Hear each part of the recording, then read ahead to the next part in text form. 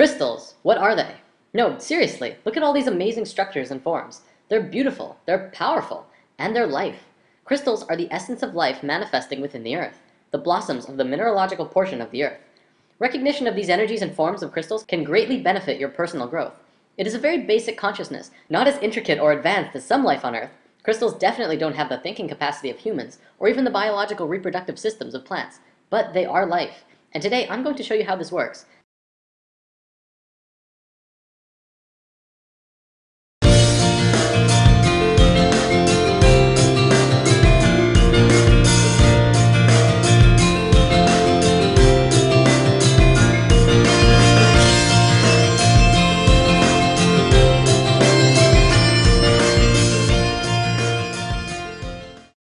Crystals are defined as being a mineralogical body with a characteristic internal structure and enclosed by a symmetry of plane faces. They are, however, much more than that. We've discussed before that everything in the universe is a vibration, existing through many different frequencies at once. Our physical bodies are on this physical plane, but the sounds that we hear vibrate to a different frequency, as with smells and even thoughts. Crystals also vibrate to many frequencies at once. Health is the natural state of any form in the universe. Considering the vibrational existence of reality, health comes when the frequencies of anything are in balance and harmony with itself. When patterns of energy are disrupted, we experience a state which we know as disease, which is a body that's not at ease. The resistant, discordant energy patterning is responsible for every negative symptom we experience, everything from headache to cancer.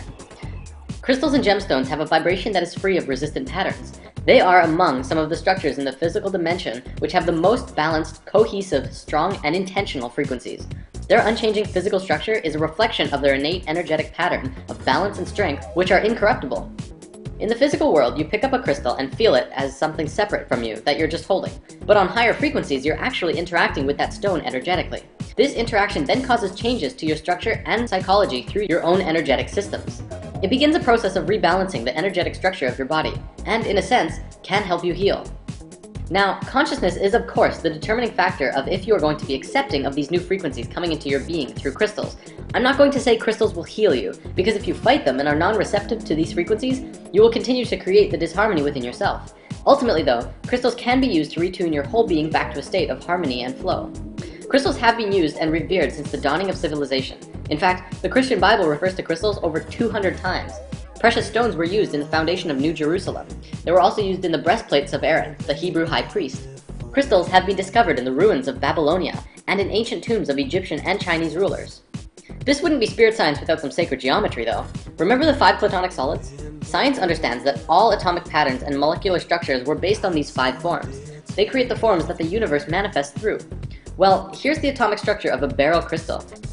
It's the flower of life, the creation pattern flowing through the structure of this crystal. Now, not all crystals are like that molecularly, but they are very geometric. There are 6 categories of crystals. Of course, there are lots and lots and lots of kinds of crystals, but no matter how many there are, they will always be in one of these categories: isometric, tetragonal, hexagonal, orthorhombic, monoclinic, and triclinic. For the most part, all of these systems are derived from the hexahedron, also known as the cube. One of the biggest things about crystals is that they can transmit frequencies. From a metaphysical perspective, we can transmit thoughts and emotions through crystals, but scientifically, does that make sense? Would you believe it if I said that pretty much all of modern computing technology was based on the living element of crystals? Consider the radio. The first radio was a crystal set. They would cut a piece of quartz crystal and touch a wire to it. The frequencies transmitted through the crystal. The quartz! That's right. The molecular arrangement, of course, is very stable and has a measurable frequency. And because of this, it can be used in basic technology. Nobel Prize winner Marcel Vogel discovered that crystals can be reprogrammed as silicon chips in a computer, and can also be programmed with the energy of consciousness. He discovered that when a person uses a computer, thoughts are transmitted into the computer by pressing on a keyboard. That information is stored in silicon chips via the medium of electricity. Thought is a form of energy which can be given direction through what we call intention. He concluded, due to this discovery, that crystals could also be programmed without the need for electricity, by using just thoughts as the informational energy. Another interesting find is that quartz is composed of silicon and oxygen, a combination known to geologists as the building block of all minerals. The living element within crystals is silicon. Science found in the 50s that silicon shows the same principles of life as carbon. Exactly 1 octave down on the periodic table from carbon is silicon. Sponges deep in the ocean made from 100% silicon were also discovered, which shows that silicon life doesn't just work in theory, but they actually exist right here on this planet. But get this, the Earth's crust itself is made out of silicon. It's 25% silicon, but silicon bonds with just about everything. So the Earth's crust is actually roughly 80% silicon compound. We're literally floating out in the middle of space on a giant crystal ball. The term Mother Earth never had so much meaning as now, as we learn that the entire planet itself is a conscious, living being. She's aware of you and everything going on her body. The energies within crystals are universal. Therefore, when you connect with a mineral and are open to receiving what it has to offer, and begin to play creatively through your higher self, you can contact and synthesize the energies from which the entire universe is comprised. This is why crystals are so powerful, and why they must only be used through the highest consciousness of the individual. Right intention during the use of crystals further serves to connect your personal energy with that of the crystal kingdom, helping you get to a place of love, of light, and the good of all. Although each and every one of us has an infinite power of the universe within the self, we as humans always like having that support from something external from us. Every crystal form has its own individual energy and its own personality.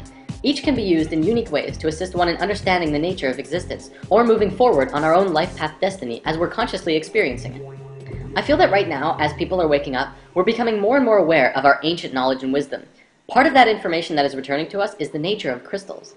I see crystals as being very monumental in the evolution of humankind. They could provide a lot of love, light, and insight for many who are struggling with their own inner demons in this coming time. Things are getting more and more intense, but it's also providing people with the opportunities that they need to raise their own vibrations and frequencies to a level of light and happiness. Healing has to come from within. I'm not going to say that if you just get crystals, you'll be happier or smarter or heal better. However, think of it like being with a close friend who really cares about you. They will provide their energy and attention to you to help you find yourself in this time of need. Crystals are like that. They will give you support if you allow them to, and open up your heart to the frequencies that they are emitting. So where can you get crystals? Well, there are several options. The easiest is probably just to find a local metaphysical store. There are usually at least one or two, if not more, metaphysical shops in every city. You can find tons of pocket stones, usually ranging from 50 cents to $2 or $3. Of course, the bigger and bigger crystals you get, the more expensive they become. If you're hunting for bigger gems to purify the frequencies in your house, it's always fun, and cheaper, to go gem mining. Some gem mines actually allow you to go in with a pickaxe and mine your own crystals, and others have sand and water mining as well. This is a really fun experience, and I highly recommend it for anyone who's exploring crystals. Also, I feel it's important to note that if you have crystals and you want to learn what they are, simply do a Google search for crystal properties. There are tons of sites on the web which provide information on the particular frequencies or personalities of crystals. Crystals and gemstones are one of the most powerful tools available for us in the physical dimension right now. And like all tools, the key to maximum utilization is to learn how to consciously implement the tool. If we consciously recognize that our own electromagnetic fields are impacted by the energetic quality of each crystal and gemstone, we would see that they create an alchemical response within our own bodies and psychology, which would allow us to use them as the powerful tools that they are. We could use them on a daily basis to promote health, awareness, growth, and evolution within ourselves and the multidimensional lives we lead. So how does one use crystals? Well, we're going to go into that next week. To wrap this video up, let's conclude with something really awesome. The 13 Mayan crystal skulls. What are they? What were they? What do they do? I'm going to share what Drunvalo Melchizedek has shared, but there's a lot of information available out there. Perhaps we can go into a full story another time. In a nutshell, 13,000 years ago during the fall of Atlantis, the Maya took their calendar and left Atlantis. During this time, they carved a large crystal skull out of quartz crystal and held a ceremony. One person who was trained and prepared would consciously drop their body and enter into the skull, where they would reside within for the next 13,000 years. Then, every 1,000 years, another ceremony like this would take place. The ceremony involved a being who had an understanding of everything humankind knew at that point, and then entering into the crystal and saving these memories within the skull. Kind of like the Mayans would hit file and save as every 1,000 years to preserve what they knew. Supposedly this year in 2012, they will hold a final ceremony with all of the crystal skulls coming together to reveal all of this ancient knowledge to the world and allowing it to enter our consciousness once more.